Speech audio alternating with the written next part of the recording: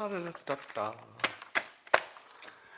Well, ladies and gentlemen, and everybody undefined, it's good that you found me today because you're going to learn so much. You're going to have a great time. You're going to be connected to people all over the world. Yeah, it's almost like one of those mushroom things. You know how mushrooms are all connected with a deep network of connections? Yeah, it's exactly like the simultaneous sip, but with mushrooms. So, if you'd like to enjoy the simultaneous sip to its maximum possibility, and why would you settle for anything less, really? All you need is a cup or mug, a glass, a tankard, chalice, stein, canteen, jug, flask, vessel of any kind. Fill it with your favorite liquid. I like coffee. And join me now for the unparalleled pleasure of the dopamine hit of the day, the thing that makes everything better. It's called the simultaneous sip. And it's the best thing that's ever happened in the history of civilization, and it's just about to happen now. Go!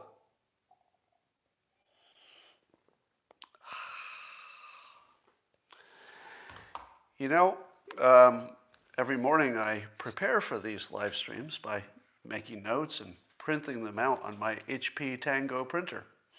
So I've usually got quite a bit. So I've got this page. You can see front and back. And then my printer printed this page. And then my printer printed this page. And then, but it's not all bad. It also printed this page, which almost has some smudges on it. And when I tell you that you would be watching me throw my printer off the balcony, I'm not kidding. The only thing preventing that is that other people are asleep in the house right now.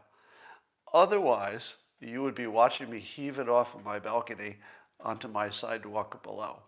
Now, I'm not promising I won't do that before the end of this live stream, if I hear other people wake up.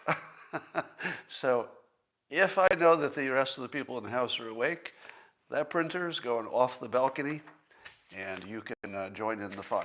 However, luckily, I've got a backup. Technology, wah, wah, wah. All right, here's the good news. Texas, Governor Abbott reports that the number of COVID-related deaths in Texas yesterday was 0. 0. Texas, the whole state of Texas, 0 COVID deaths yesterday. Wow. Now, it's not going to stay at 0, of course, but wow. They had the lowest 7-day COVID positivity rate ever, lowest COVID hospitalization in 11 months. Wow. Wow. Amazing. So I was out last night going to dinner, and I got to tell you, my little town is so hopping.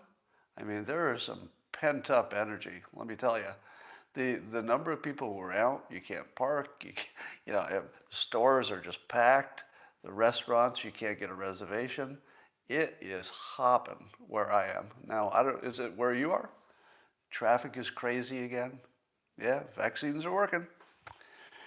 So, the Washington Post has an interesting analysis, if you can call it that. And one of their claims in this article is that because Israel has the Iron Dome, which is pretty good at shooting down the incoming rockets coming from Gaza, that's making it harder to get peace. Because why would Israel need any peace if they're stopping 90% of the rockets? Now, is that a good analysis? That the reason you can't get peace is because is that one of the sides is too strong?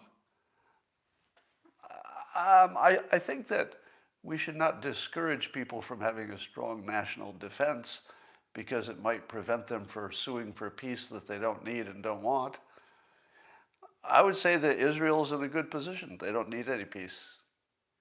So what is better than having a peace you don't want, and probably wouldn't hold anyway, versus having, a dominant control of your own security situation? I feel like peace isn't even the first choice, is it? Because it wouldn't be a real peace. There would still be terrorists doing what terrorists do. You could get maybe the leaders to agree, but it wouldn't stop the terrorists. So I don't think that Israel has any reason for peace with Gaza, let's say. They just don't have any reason. There's nothing to be gained as long as they have a dominant situation. So, and Israel is getting bigger and stronger every day. So whatever they're doing is working, and they get situations like this and they take care of it. Probably be done in a month before it flares up again later. Somebody says Palestinians use peace to get money for their wars. Well, there's definitely a monetary incentive to everything. All right. So we're also seeing the news trying to ruin Trump's legacy about the Abraham Accords. Now, watch the fake news do this. What they're trying to do is they're trying to say that the Abraham Accords were really about the Palestinian situation, even though nobody involved in the Palestinian situation directly was even part of it. But the idea was that if Israel and the other Arab countries got along, maybe it would isolate the Palestinians and possibly cause them to be a little more flexible, if indeed that's what it takes. But you're seeing the news try to say that the trouble with Israel and the Palestinians is somehow negating one of the greatest accomplishments of all time, diplomatically, which is the Abraham Accords. So watch how the news tries to make these two different things into one thing. Now, I would argue that the Abraham Accords are holding, meaning that the other Arab countries are not, they're not jumping on Israel and pulling out of the accord. Obviously, it's a giant success. Obviously. You just look at it and you say to yourself, wait, did Israel and those countries that made an agreement with it still keep their agreement? Yeah. Even when the Gaza is hurling rockets and Israel's responding, it's still held. So it's exactly what it was intended to do, which is isolate the Palestinian situation and maybe make that easier to either deal with or to solve in the long run. So it is disgusting to watch the fake news try to turn a gigantic success into a failure by making it look like it was really intended to do something directly with the Palestinian violence, which it was never meant to be a direct address to that problem. Matthew McConaughey is apparently quietly putting out feelers to see if he should run for governor. Now, apparently he polls so high that he might actually win if the polling were accurate and held. Now, what do you think of that? Do you think that whatever problems we have will be solved by Governor Matthew McConaughey? Well, I liked him a lot more before he did those Lincoln commercials. Is it Lincoln? Where it just is so cringy from beginning to end. I don't know. He apparently he's got a college degree in some kind of, I think, the arts, or some kind of Bachelor of Science in some kind of communication or arts sort of thing. So, and he was thinking about being a lawyer at one point. So apparently he's academically smart. So he's got that working for him, academically, quite smart. And he's well-meaning and probably liked by both Democrats and Republicans to some extent. I don't know if he needs to be governor, because I don't know that there's a problem there in the first place. I mean, does Governor Abbott, is he doing a bad job that I don't know about? I mean, I've heard criticisms, but all the governors are getting criticized. So I don't know if this is a problem that needs to be solved, but I feel like there's something terribly broken with the world if Matthew McConaughey can become governor. Oh, somebody says he wrote a book, too. I think Reagan was a different animal because he was always political, even when he was an actor. But I don't know. I just don't know about actors becoming governors. It just doesn't feel like a good a good trend for the long term. Arguably even Arnold Schwarzenegger was kind of political before he ran for office. All right. How many of you saw the 60 Minutes on the UFOs? So there are more videos of alleged UFOs, which tend to be these oval-shaped objects, which they never get a good picture of, but they can definitely see it on the infrared and on the radar. So we know something's there. I feel like it's fair to say there's something.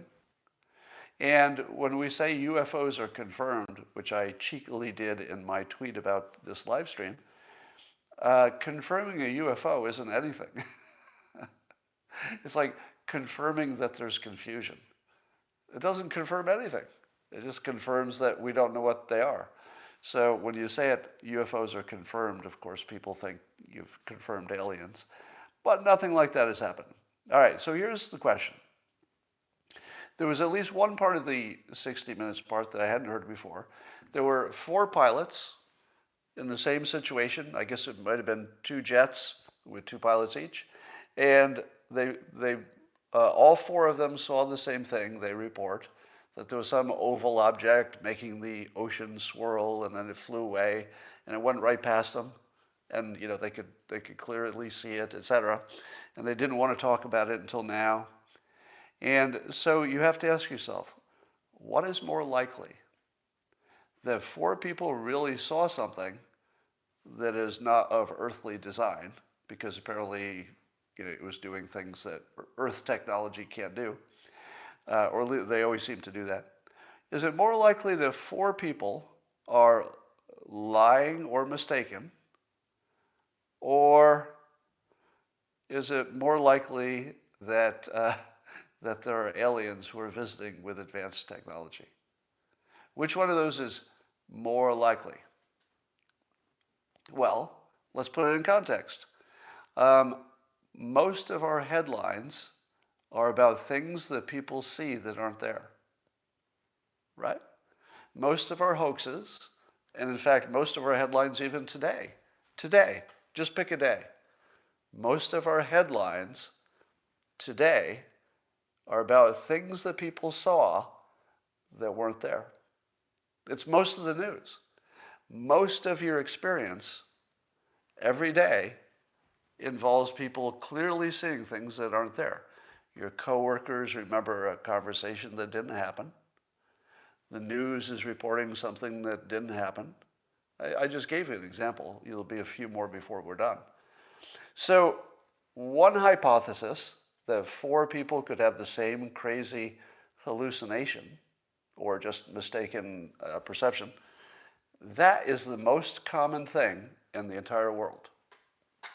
It feels like it's not, right? Because we all think that our perceptions are pretty good. So we think, well, our perceptions are good, other people's must be at least a little bit good. So it seems like it would be really unusual that 4 people would see a UFO right up close, and they'd be military people, and they'd have the same story. What are the odds that that didn't really happen? Really high. Really high. Like close to 100% high. It's the most common thing in your experience is that people see things that aren't there.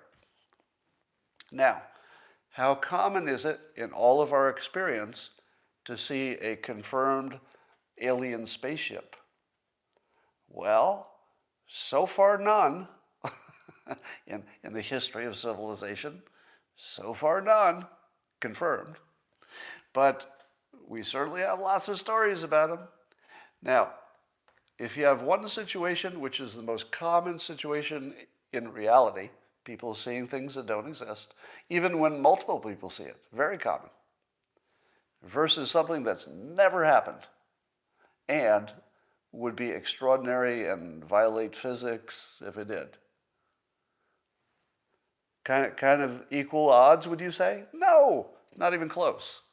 If I could bet my entire net wealth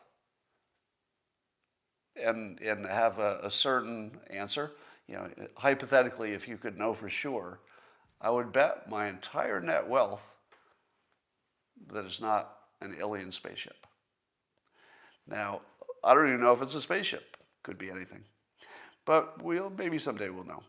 Here's another news that I'd say I'm a little skeptical of. Apparently, there's a story in USA Today that a woman who is a black homeowner had her home appraised twice and worried that she was getting a low appraisal because she was black. So she decided to do an experiment in which she got a white family to pretend it was their house. And then the third appraisal of their house was double what the first two were. So, clear racism, right? What else could it be? I mean, it's in the news, so it must be true. I can't imagine that the news would report something that's totally untrue. But do you believe that one woman's house was appraised by two people for, I guess, $110,000 and $125,000, and then the third one was double? It was like $249,000 or something like that. Do you think that sounds plausible? Because the USA Today reported it like it's true. No, it's not plausible. It's not plausible. It's not even slightly plausible. And you should see the comments on the tweet from people who do appraisals for a living.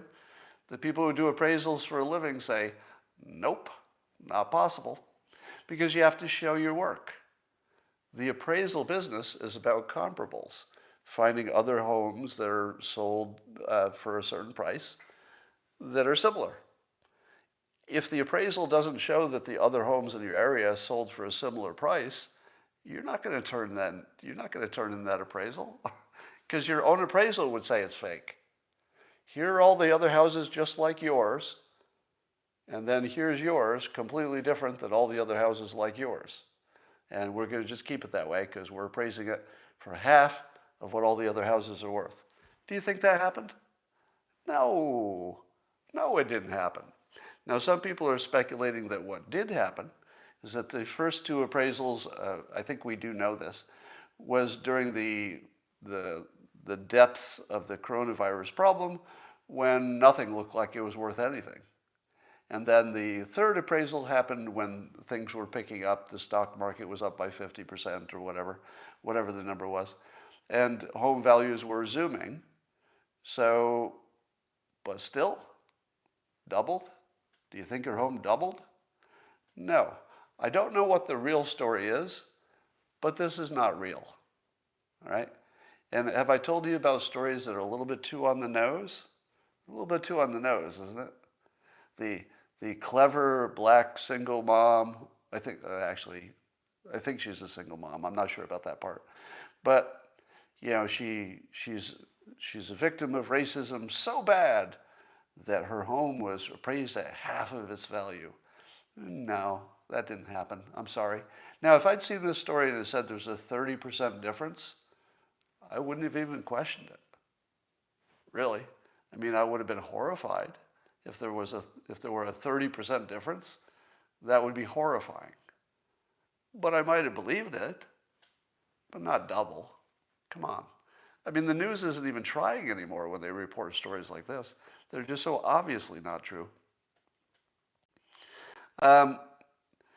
Remember I told you that the disagreement between Dr. Fauci and Rand Paul about whether Fauci had ever supported funding for gain-of-function stuff in Wuhan.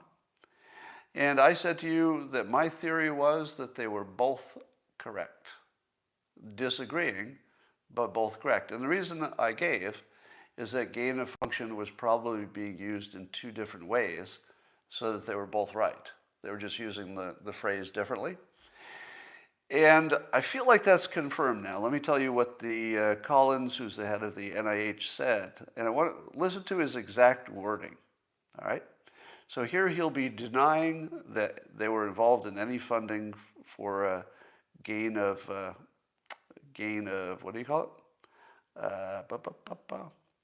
So here's what he says, quote, "Let me be very clear. We never approved any grant that would have supported gain-of-function research on dangerous coronaviruses." Okay, keyword, dangerous, to see if they could be more transmissible or lethal for individuals in the human species. He added, and they said, that was not something that we would have done. Now watch the exact wording here. We never approved that kind of research. And that's something Senator Paul might want to be a bit more clear about. That kind of research. So he starts out by talking about gain of function on dangerous coronaviruses. And he says we never funded that kind of research. But gain of function is a big category. And gain of function to weaponize it is a subset of that category. So, is it true that they did non-weaponized research on gain of function, but they did not fund in any way weaponizing gain of function? I feel like that's what's going on. So this looks like fake news, meaning that it looks like there's a disagreement, but they're just using the words differently, I think. That's my current hypothesis. Do you remember Project Veritas had an undercover video of a CNN technical director, I think he was, and he was saying about how CNN plans to panic us about the climate as their next big theme that they'll weave into everything. Well, here's your example of your CNN climate panic porn. So their tweet today, in an ever-warming climate, ripple effects or chain reactions could lead to altered weather patterns across the globe, thanks to a melting Antarctic ice sheet, a new study says. So here's my problem. What would happen if we knew that, let's say we knew that the fake news was damaging people's brains because they were getting too afraid. They were frightened to death about white supremacists under the bed. Now they're frightened to death that the Arctic ice sheet will cause, the Earth to fall apart from global climate change. What would happen to your brain if you were believing the news? It would be massive mental health problems, right? Now, here's my question. If the news created massive mental health problems for profit, they're not trying to give you mental health problems, but it's an outcome of all the fake news. Who would report it if it were happening? That's a problem, isn't it? If the problem was, imagine hypothetically, it's a massive mental health problem directly caused by fake news, who would report it? Who would report it? There's nobody to fucking report it, right? It's one of the biggest problems in the country by far, but the news can't report it. This is one where even, Fox News can't even report it about CNN. CNN can't even report that about Fox News, and they fight all the time. But reporting it would require accepting that you're both at least a little bit part of that process. So the news can't report on what might be the biggest story in the country right now. Massive mental health problems from the news. Now, is there any science to support that? Apparently, yes. Apparently, there's plenty of science. Are we following the science and reporting that the news is creating massive mental health problems? Nope. We don't follow the news in that case. Will climate change become a precursor for war under the Bush doctrine? Well, that's interesting. I feel as if climate change and racism have the same overall quality, that you can apply them to every other topic. Everything could be something about racism. Everything could be something about climate change. You can make those fit anything. So will somebody use it to justify a war? Definitely. We don't know the details, but we know climate change will be used to justify everything. All right.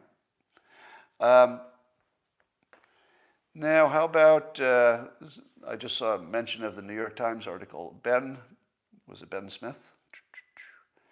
Yeah, Ben Smith was writing in the New York Times about the story about the Jeopardy contestant who won 3 times in a row, but when the first time he held up one finger, the second time he won, he held up two to show he'd won twice. And the third time when he held up 3 fingers, he unfortunately decided not to do these 3 fingers, but to do these, I can't do it without, I can't give you an example, but he used like a catcher in baseball uses these 3 fingers to say three. And apparently there was a big organization of past participants on Jeopardy. It's a thriving sub-community on the internet. And they decided that he was really sending the secret white supremacist hand gesture. Now, Ben Smith just rips that apart and essentially just treats it like nonsense. And the tone of Ben's article is that all of these past Jeopardy contestants, who are, by definition, way smarter about facts than the average person, were completely bamboozled by the belief that they could see a white supremacist right in front of them. Now, UFOs, some people believe exist because so many people saw it with their own eyes. With their own eyes, they saw it. They saw the UFOs. So therefore, they must exist, right? Well, several million people saw this poor Jeopardy contestant look like a white supremacist. And apparently he's not. So, is this mental health problem? I think it is. I think it is. I'm saying that the news should be covered by the FDA. Maybe. Should the news be regulated by the FDA because it's like a drug? You could make that argument. I mean, it would never fly. But from a scientific perspective, yeah, you could make that argument.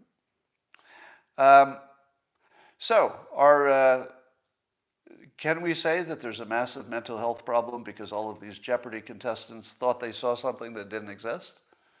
Yeah, we can. To me, that looks exactly like proof of a major mental illness caused by the fake news. 538 is reporting that nearly every Republican who voted to impeach Trump, including Liz Cheney, has been either admonished by the party or attracted at least one primary challenger. So it really kind of suggests that Trump is still in charge of the Republican Party because he can take out anybody who opposed him. If Trump can still take out, and I think he can, anybody who opposed him, how is anybody going to prevent him from being nominated again? I mean, I'm not saying you'd want to prevent it. I'm just saying it feels like nothing can stop it at this point. I feel like Trump can just take out one person after another until the field is clear. So I don't know that that's going to happen, but it's certainly possible. All right, here's some fake news alert. So you may have seen some video clips of the director of the CDC, Rochelle Walensky.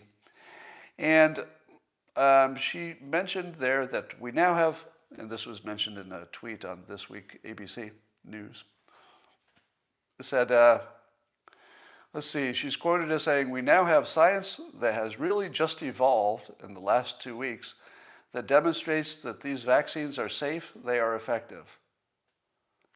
What? Wait, what? What did I just say? Are you telling me that the head of the CDC only found out in the last 2 weeks that the vaccines are safe and effective? That's what the tweet says. And it's a tweet from This Week ABC. So that wouldn't be fake news, right? I mean, they wouldn't just blatantly tweet out a complete falsehood, would they? But it looks like they're saying that the CDC just figured out the vaccines are safe. That's what the quote says. I'm reading it with my own eyes. It's got to be true because I'm looking at it, right? If you see it with your own eyes, it's true. Isn't that what we've all learned? No. I hope not. No, you see it with your own eyes, it doesn't mean anything. It doesn't mean it's true at all. In fact, the tweet is completely misleading compared to the situation. So I listened to the full clip, and the tweet is just misleading. Of course, they've known that the vaccinations had passed all the testing. Of course, they knew the vaccines were safe. There was more to the statement. This is a RUPAR. She got the statement was kind of cut off so that it looked like she was just talking about the safety of the vaccines as if they had just discovered it this week or last week. No. The specific thing she said is that we just discovered, like in the last few days, that if you're vaccinated, but you also get the coronavirus, which can happen, you basically can't spread it. That's a big deal. That's a gigantic big deal, that you can't spread it even if you have it, as long as you're vaccinated. That changes everything. And that was the main context of the rest of her point. She said, we know the vaccines are safe and effective, and recently we found out they're even better than we thought. That's all it was. She literally said nothing except things you'd want her to say, which is, we thought it was safe, now we know it's extra safe, and on top of that, we know that vaccinated people who have it can't give it. That's gigantic. Totally, but the way it was taken out of context, I think you're going to see some fake news that acts like they didn't know it was safe or something. Nothing like that is true. Not that anybody can know for sure anything's safe. There's a big news in the nuclear energy business. So apparently there's this consortium led by Rolls-Royce that is building these smaller nuclear reactors. And they call them the small modular reactors, SMRs. And they're going to build all these mini reactors. And they found some new technology to increase their output and make them even better. So now these factory-built reactors, did you hear that? Factory-built reactors. They're going to build a nuclear power plant in a factory and then ship it to the location. Do you know how big a deal that is? That's everything. That's everything. That's the end of climate change as a problem. If they can pull this off, and apparently it aims to bring 10 mini nuclear reactors into use by 2035, with the first one coming in around 2030. Now, of course, things get delayed, but if you're building your reactor in a factory, you're going to be able to at least build it on time, or on time-ish. And I wouldn't think that they would build it unless they knew that they could get it approved and had a location for it. So I feel like this is some of the biggest news in the world. I'll go further. This is some of the biggest news in human civilization. Some of the biggest news in human civilization, if they can pull this off. Yeah, well, portable, I think, is maybe overstating it, but it looks like they can build it in a factory, maybe move one part at a time to where it needs to be and then assemble it. But if they pull this off, I mean, seriously, this would be like the discovery of electricity. It's that big, because it changes climate change, it changes pollution, it would change wars. I mean, it would change the balance of power. It would allow us to, it's probably just, the fact that we're getting this good at nuclear energy would allow us to populate space, because you need small nuclear reactors for space, and you need lots of people who are trained to build them, which you need a domestic industry to get that. Now, this is happening over in Great Britain, I believe, in the UK. But certainly if they're doing it over there and they will prove that these factory-built generators work, that could be huge. Michael Smerconish over on CNN, and I've often told you that on CNN he's the, I would say, one of the 2 or 3 most objective people on that network. And he says there's a survey, in a tweet he says, survey on whether Donald Trump deserves any thanks for the speed of the vaccine. Now, wouldn't you think, somebody's saying that NU scale, is building some reactors in Idaho. So the United States is doing a lot with small nuclear reactors too. But what do you think? Do you think that people in the country believe that Trump should get credit for how fast the vaccines came out? And when I saw that, I said to myself, wait a minute.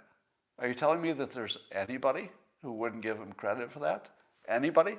You can find, are you serious? You can find one person, even one person, in the whole world. Can you even find me one person who would say that Trump was not directly responsible for the speed of vaccines? Just find me one person. Let's see how the poll went. Half of the people say no. I'm sort of rounding. But basically, half of the country says no, he doesn't get credit for that. What? And it turns out that the exact numbers, it's roughly half and half, but the exact numbers line up really, really close to the 2020 election results. So basically, even the simplest truth that Trump did make a difference on the speed of the vaccines, the most unambiguous, simplest truth, reported exactly the same on every network. Like even MSNBC, I think, correct me if I'm wrong, but I think even MSNBCs would say, yeah, Trump got us vaccines faster. Don't they? Do they even argue with that? How in hell do half of the country not know that's true? How in hell? And the answer is, they voted for their team, that's all. It has nothing to do with any information or facts or anything. It's just people voted for their team. Rasmussen polled people to find out if people thought that Trump or Biden had better policies about Israel. What do you think people said? Do you think that conservatives thought Trump was better on Israel or Biden? Surprise. Conservatives thought Trump was better about Israel. But how about liberals? Well, big surprise. The liberals say that Trump was worse in dealing with Israel. Now, again, there's always room for disagreement, and it's definitely an opinion, but I don't feel like this one is close. I don't feel like this one's a close call. I'm positive that Trump did better with Israel in terms of policy. I don't think there's any question about that. The Abraham Accords, of course, being a big context for that. It's just amazing that there's a disagreement on that, which is further proof that we don't use facts or data. So you all remember the story of the CEO of Coca-Cola getting a little extra woke and going public with his opinions on the election. And today there's the first Dilbert cartoon on Dilbert's CEO deciding to get more political because he thinks it'll be good for business. Maybe it won't be. So you've got a few days of Dilbert's CEO being, let's say, inspired by the CEO of Coca-Cola. Now, how many of you know Elon Musk's, one of his rules for work? This has been widely reported that Elon Musk has let's say, a philosophy for how Tesla should be managed. And he explicitly says this. I'm paraphrasing, but he explicitly says this, that if you have a company rule that could show up in a Dilbert comic, maybe you shouldn't do it. A very simple rule. If you look at the rule and you say to yourself, oh, that could end up in a Dilbert comic strip, maybe don't do that rule. Maybe that's a rule you should rethink. So that's the Elon Musk theory. And the CEO of Coca-Cola will be testing out that concept because he did just become a character in a Dilbert comic. We'll see how that works out for him. All right. That is pretty much what I want to talk about. Just checking my many notes. All right. Is there anything I forgot to talk about today? Um, Mustafa says, we can colonize Mars, but your printer won't work when we get there. Yeah. Yeah, that's probably true. All right, anything else I forgot? All right, we should, about the teachers' unions. Let me ask you this. Is it my imagination, or have the teachers' unions completely destroyed all their credibility? Now, they still have tons of power, so maybe that won't change at all. But I feel as though the teachers' unions were a lot more popular a year ago. And I've been hammering on them for a year. Corey DeAngelis has been doing an amazing job hammering on the teachers' unions, trying to get school choice a little bit more accepted. And I feel as if there's been a big change. Now, I've been trying for a long time to paint the teachers' unions as the primary source of systemic racism, because they are. If you fixed education, everything else would go better, right? There'd still be racism. You can't eliminate that sort of thing totally.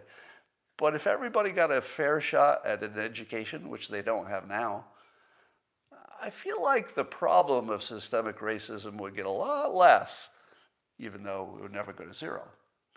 So I'm getting lots of suggestions here for how to destroy my printer. I like the trebuchet. Yeah, I might have to build a trebuchet just to see how far I can, did I pronounce that right? To see how far I can toss my printer. All right, let's see. My sense is the teachers' unions are still big, but now very brittle. Yeah, I think so. I feel as if we're getting close to the breaking point. Now, apparently there is more of a waiting list for classic charter schools than there are spaces. So there's, that didn't make sense. But there's a waiting list for charter schools. And as long as there is, that pressure is going to continue. And I think there are a lot more prominent people willing to take on the teachers' unions. Now, have I told you that the government gets to be in charge until they just can't do their job? And then the citizens are in charge. Now, that's not written in the Constitution, right? Nowhere in the Constitution does it say if your leaders are incompetent, you could just take over and just make the decisions for them. It doesn't say that, but it's true. Sometimes there's just, for whatever reason, our leaders just can't lead. For example, in the coronavirus, leaders can't lead the way we want them to because leaders have to focus on safety over lifestyle. Makes sense. You don't want them to change that. But it requires that toward the end of the pandemic that the citizens take control. And I'll tell you, in my town, it looks like it's already happening. I mean, the masks were pretty much off yesterday. It's a lot of you want to see my printer be destroyed. I'm just watching the comments go by. Anyway, my point is, with the teachers' unions, neither the Republicans nor the Democrats can go as hard against them as they'd like because the teachers' unions are too strong. So they could fund you to be removed from office if you go against them. So politicians are the wrong tool for fixing school choice because they're too weak compared to the teachers' unions. But I don't have that problem. The teachers' unions can't hurt me. I mean, they could try, but what are they going to do? The teachers' unions can't hurt Corey DeAngelis. The teachers' unions can't hurt any blue check person who retweets anything they hear I say about the teachers' unions. And so I would say that this is yet again another case where by design, you know, what it is that it means to be a leader in America and how you get your money and how you get reelected, by design, our political leaders can't help us on this. It's sort of going to have to come from the parents and the public. So I think the public has just got to take control of this decision. Yeah, at some point, there's going to be enough public force that the politicians will just have to cave. So we have to be more powerful than the teachers' unions or the teachers' unions get everything they want. So, what does social media give you? How many times have I told you that our current form of government is no longer a republic? This is real. We're not a republic anymore.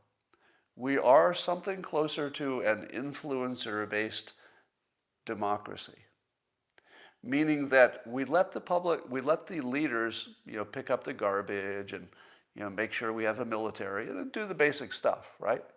But the moment our leaders can't do a decision, they're just the wrong tool for the job, as they are with coronavirus, once it gets to the end of it anyway, the public just takes over. And when I say the public takes over, there are usually some influencers, some handful of influencers, who have enough influence that pretty soon they start moving the numbers. If you look at the school choice preference polling, and you look at it today compared to a year ago, pretty big move, right? There's way more interest in school choice than there was even 1 year ago. Where did that come from? None of it came from our leaders. Correct me if I'm wrong, but name the leader who's always talking about school choice. Who? Now, I know that Republicans talk about it all the time, but it's usually just in a list. Like there's no leader you can say, well, that's the school choice person. In the way that you could say AOC is sort of a climate change, leader, like it or not. I mean, she's associated with it. But who is the leader who's going against the teachers' unions? They just talk about it. Trump talks about it a little bit. He doesn't really try too hard, right? So my point is that the public does run the country at this point via influencers, via social media, which eventually will push the news business, which will eventually push the politicians. But for these complicated ones, it's the public. The public is already in charge. Used to be Betsy DeVos. Yeah, but Betsy DeVos, when you have that job, you just don't get much attention if you're in the cabinet. Yeah, all the Republicans talk about it, but it's not like a big theme. It's not like climate change or anything. It should be, but it's not. Did you hear the story? There was just a massive amount of fentanyl that got captured at the border. Massive amount. Now you know that mostly comes from China. So now we know that China is killing us with fentanyl intentionally. And we know that the coronavirus came from the Wuhan lab. We don't know the details of that. But would it be fair to say that we are already losing a chemical and biological war to China? So China is polluting our atmosphere, which will cause us to spend massively on climate change because they're polluting it, sending us fentanyl and coronavirus. It's basically full-scale World War III chemical warfare, chemical biological warfare. We're in it. I mean, we're in the middle of a gigantic war that just took 500,000 casualties this year, but we just act like it's something else. So I'm not on the side that says that China released any kind of virus intentionally. I think that would be crazy. Like, even if you could imagine they had some kind of a way they could come out ahead by doing it, I just don't see any leader doing that. Just don't see it.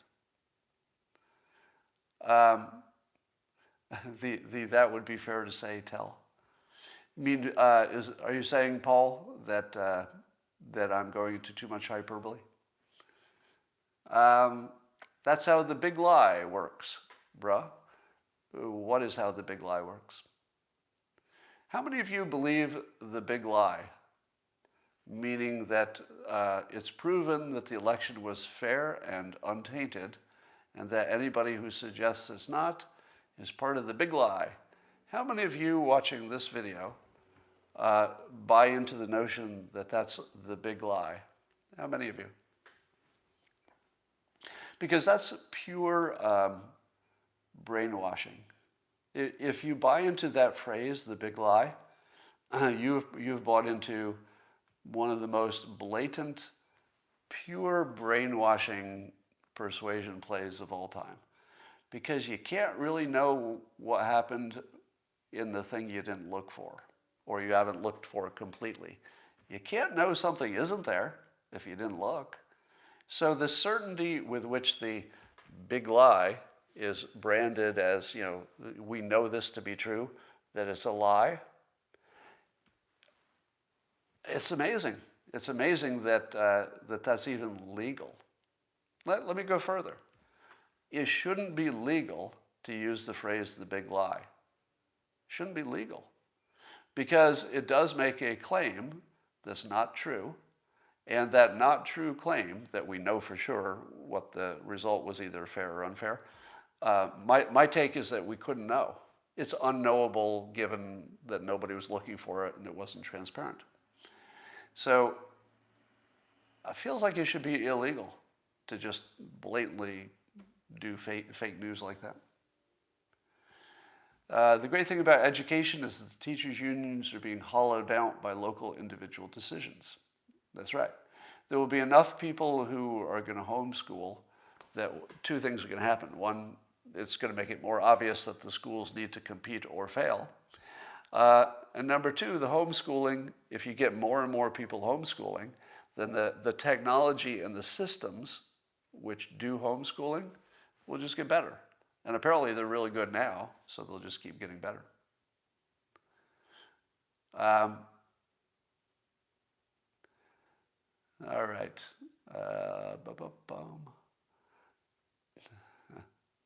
Yes, teachers are good, and teachers' unions are bad.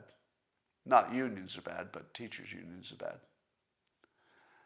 bad. Somebody says the big lie is that Biden won. That's no more smart. If you're going to say that we know for sure either way, that's just not where the smart people should be. The smart people, here's the smartest opinion, because it's mine. Defenestrate the printer. Maybe I will. The smartest opinion on the election credibility is that we can't know because we haven't looked for it. So we don't know if it was fair or not fair. It's unknowable. But we do know that the system has installed the president. So the system did what the system did. So I would say that the system gave us a president, and that's fine. Somebody says, Scott's ego is taking over. Well, you get banned for that. Now, what will I do? Shall I just, I'll just hide you so you don't exist anymore. Keep in mind that all criticism is welcome, but you have to give a reason. Scott's ego is taking over is not a reason. And if there's somebody here who operates without their ego, please let me know, because I would like to meet such an amazing person. All right. Oligarchs do work. I don't know what that means. Logic arguments, please. Yes, please. All right, that's all I got for now. I'm just babbling, and I will talk to you tomorrow.